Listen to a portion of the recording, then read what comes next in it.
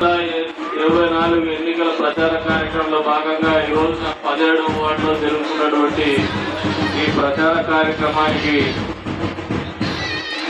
చేసినటువంటి స్థానిక కౌన్సిలర్ సావిత్రమ్మ గారికి, అదేవిధంగా మదిరి పట్టణ తెలుగుదేశం పార్టీ కుటుంబ సభ్యులకి, 17వ వార్డు సోదర సోదరిమణులకి, పార్టీకి మిత్రులందరికీ కూడా పేరు పేరు నమస్కారాలు. ఈ 17వ వార్డు అనేది మాకెప్పుడు కూడా ప్రత్యేకమైన తెలుగుదేశం పార్టీకి ఉంటాము, పట్టణ తెలుగుదేశం పార్టీకి. ఎందుకంటే ఎప్పుడైనా మాకు పిలుస్తానే పలికే వార్డు 17వ వార్డు. 17వ వార్డు ప్రజలు మనకున్నటువంటి వాళ్ళు, పక్కనటువంటి వాళ్ళు, మాట చెప్పితే నిలబడేటువంటి వాళ్ళు ఉన్నటువంటి వాటి ఈ 17వ వార్డు. మరి 17వ వార్డులో మేము ఓటు అడగడానికి మాకున్న అర్హత గురించి చెప్తాను మాటలు.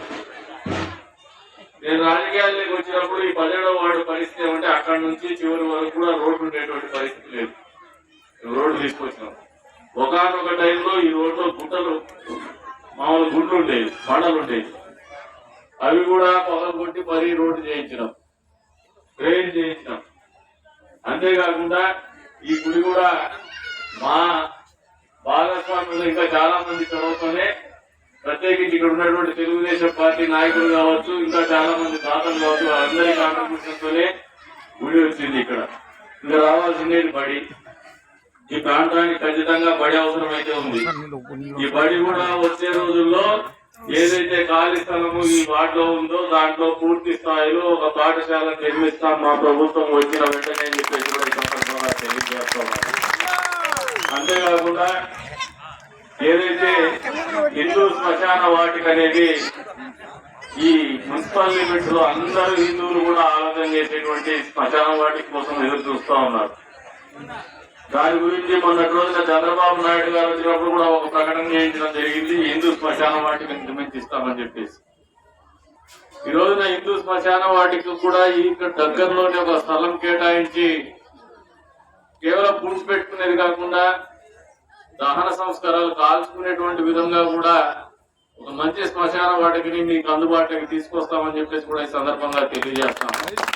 అంతేకాకుండా ఈ వాటిలో ఇంకా ఏదైనా చిన్న చిన్న పనులు ఉంటే, ఇంకా కొద్ది మేరకు రోడ్డు పునర్నిర్మించాల్సినటువంటి అవసరం ఉంది, ఇంకా రోడ్లు వేయాల్సిన పరిస్థితులు కూడా ఉన్నాయి. అవి పూర్తి స్థాయిలో చేసిస్తామని చెప్పేసి కూడా ఈ సందర్భంగా తెలియజేస్తాను. మీరు ఒకసారి ఆలోచన చేసుకోండి, గడిచిన తెలుగుదేశం ప్రభుత్వం హయాంలో మున్సిపాలిటీలో ఎన్ని చోట్ల సీసీ రోడ్లు వేసినాం, డ్రైన్ చేసినామో ఒక్కసారి ఆలోచన చేసుకుంటున్నాను. ఎప్పుడు కూడా మున్సిపాలిటీ చరిత్రలో, రాష్ట్ర చరిత్రలో మున్సిపాలిటీకి ఇంత మేర నిధులు వచ్చినటువంటి పరిస్థితులు ఎప్పుడు లేవు. గత తెలుగుదేశం ప్రభుత్వం హయాంలో చంద్రబాబు నాయుడు గారి చొరవ వల్లే ఈ రాష్ట్రానికి 2000 కోట్ల రూపాయలు కేవలం మున్సిపాలిటీకి మాత్రమే తీసుకొచ్చినటువంటి ఘనత చంద్రబాబు నాయుడు గారికి దక్కుతుంది. అందులో భాగంగానే అన్ని మున్సిపాలిటీలో కూడా ఆర్థికంగా మంచి నిధులు సౌకర్యం ఉన్నటువంటి పరిస్థితుల్లో అభివృద్ధి పరుగులు ఎత్తినటువంటి పరిస్థితి మర్చిపోతుందని చెప్పేసి కూడా కోరుతా ఉన్నాం. ఈ రోజున మున్సిపాలిటీకి పరిస్థితి ఏంటంటే గడప గడప పేరు మీద ఆ వార్డులోకి వచ్చినప్పుడు మాత్రమే ఒక 20 లక్షల రూపాయల పనులు మంజూరు చేశారు. పాపం ఆ 20 లక్షల రూపాయల పనులు చేసుకున్నటువంటి కౌన్సిలర్లు కావచ్చు, లేదు కాంట్రాక్టర్లు కావచ్చు, బిల్లులు ఎవరికైనా వచ్చినాయా? వచ్చేటువంటి పరిస్థితి కూడా లేదు. ఎందుకంటే ఈ ప్రభుత్వం కూడా ఉండదు. ఈ ప్రభుత్వం మారితే మున్సిపాలిటీ కూడా మారుతుంది, దాంట్లో ఎక్కడ అనుమానం లేదు. కాబట్టి వచ్చే రోజుల్లో మళ్ళీ అభివృద్ధి అంటూ మున్సిపాలిటీలో జరిగితే అది తెలుగుదేశం ప్రభుత్వం హయాంలోనే జరగబోతోందని చెప్పి కూడా మీకు ఈ సందర్భంగా తెలియజేసుకుంటూ, అందుకే ఆలోచించి ఓటేయమంటున్నాను. అభివృద్ధి బాటలో నడిపించేటువంటి నాయకత్వాన్ని మీరు ఆదరించమంటున్నాను. అంతేకాకుండా మీకు అందుబాటులో ఉండేటువంటి నాయకత్వాన్ని ఆదరించమని చెప్పేసి కోరుతా ఉన్నాను. ఈ రాష్ట్రంలో మళ్ళీ చంద్రబాబు నాయుడు గారి ప్రభుత్వం వస్తేనే ఇక్కడే మామూలుగా స్టోర్ సరుకులు ఇచ్చేవాళ్ళు. మేము ఎప్పుడైనా వస్తే రంజాన్ సంక్రాంతి, చంద్రన్న సంక్రాంతి కానుక ఈ మోట్లో ఇచ్చేవాళ్ళు. పాపం రంజాన్ తో పాటు ముస్లిం సోదరి మళ్ళీ ఇక్కడ క్యూలో నిలబడి సంక్రాంతి కానుక గురించి అందరికీ ఇచ్చేవాళ్ళు, హిందూ ముస్లింస్ అందరికీ. ఎందుకంటే రైతుల పండుగ కావచ్చు. అదే రంజాన్ తో పాటు ముస్లింలు మాత్రం ఇస్తా అంటే మిగతా వాళ్ళు వచ్చేసి వాళ్ళకైనా మాకు ఈడంటే అది వాళ్ళ పండగ, మా సంక్రాంతి పండగకి కులం మతం ఉండదు, రైతుల పండుగ అది. అని చెప్పి మరి సరిది చెప్పేసి వాళ్ళకి ఇక్కడ ఆదరించినటువంటి పరిస్థితులు మీరు ఒక్కసారి ఆలోచన చేసుకోమంటాను. మళ్ళీ ముస్లిం సోదరిమణుల జీవితాల్లో మంచి జరగాలంటే పేదవాళ్ళు ఉండేటువంటి ప్రాంతంలో ఖచ్చితంగా చంద్రబాబు నాయుడు గారిని ఆదరించమని చెప్పేసి కోరుతా ఉన్నారు. అంతేకాకుండా తులాను పథకం కింద డబ్బులు ఇచ్చేటువంటి కార్యక్రమం కూడా గత ప్రభుత్వ హయాంలో చంద్రబాబు నాయుడు గారు ముఖ్యమంత్రిగా ఉన్నప్పుడు మాత్రమే జరిగింది అనేది వాస్తవం మీరు అందరూ గ్రహించుకోమంటా ఉన్నారు. మైనార్టీ ఫైనాన్స్ కార్పొరేషన్ ద్వారా ఇదే మున్సిపాలిటీలో చాలా మందికి లోన్లు వచ్చినాయి. వాస్తవమా కాదా మీరే చెప్పమంటున్నారు. మరి ఈ రోజు ఎక్కడైనా లోన్స్ వచ్చేటువంటి పరిస్థితి ఉందా మైనార్టీ ఫైనాన్స్ కార్పొరేషన్? ఎక్కడ లేదు.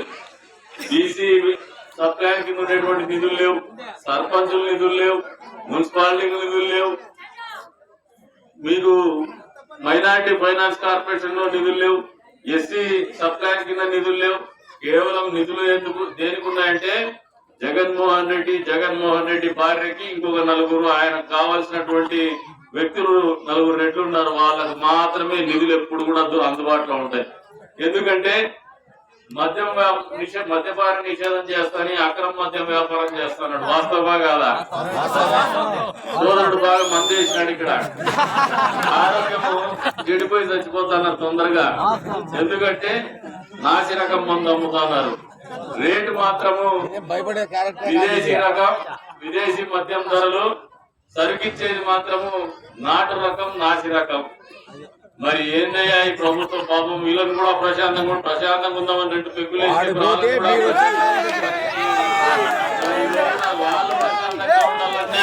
లేదు, వాళ్ళ ఆరోగ్యం పోకుండా ఆరోగ్యం ప్రశాంతంగా ఉండాలన్నా కానీ ఈ ప్రభుత్వం దిగిపోవాలనేది ఆలోచన చేసుకోమంటాడు.